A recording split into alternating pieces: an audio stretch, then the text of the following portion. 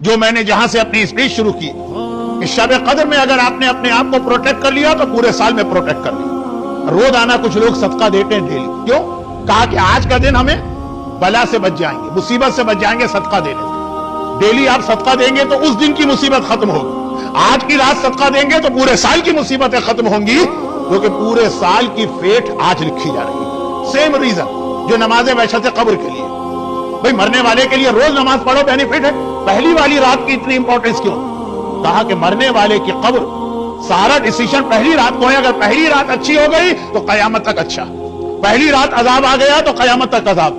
تو ساری ہم کوشش اور ایفرٹ کرتے ہیں کہ مرنے والے کی قبر کی پہلی رات ٹھیک ہو جائے۔ کوسچن یہ ہے کہ ایک رات کو اچھا کرنے سے کیا فائدہ؟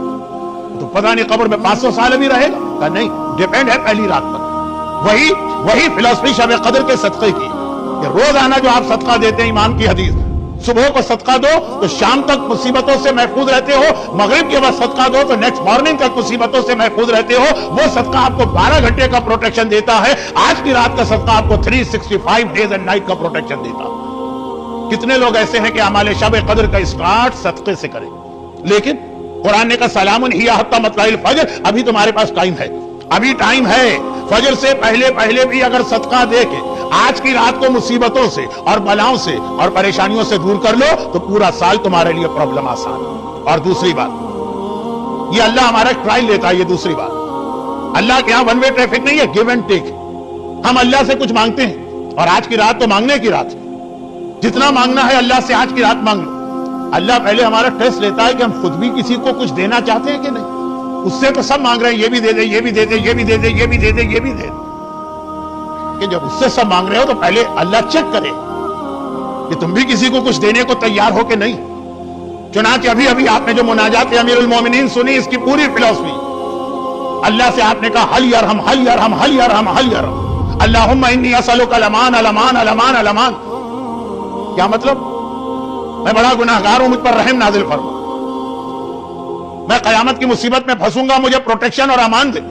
لیکن اللہ کہے گا کہ کہہ رہا ہے کہ تم مجھ سے تو رحم مانگ رہے ہو، دوسروں پہ خود رحم کر رہے ہو کہ نہیں کر رہے؟ آج کی رات چاہے آپ دعائے توبہ پڑھیں، آج کی رات چاہے آپ مناجات امیر المومنین پڑھیں، آج کی رات چاہے آپ 70 ٹائمز استغفر اللہ واتوب الیہ پڑھیں، پہلے اللہ یہ دیکھتا ہے کہ آپ نے کتنے لوگوں کو معاف کیا۔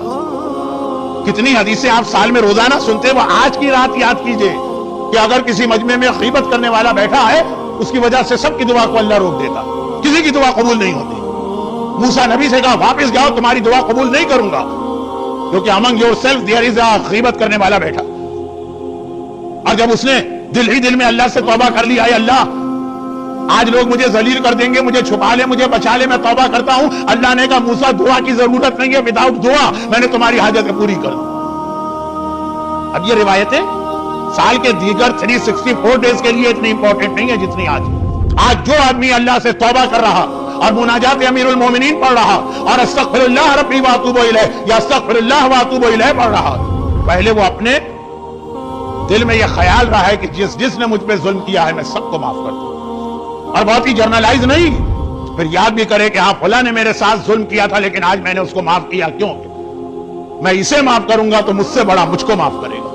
اعمال شب قدر میں بہت ہی امپورٹنٹ یہ کہ آدمی پہلے ایک دوسرے کو معاف کرنا سیکھے، پھر اللہ سے مانگے تو اللہ اس کو دیتا۔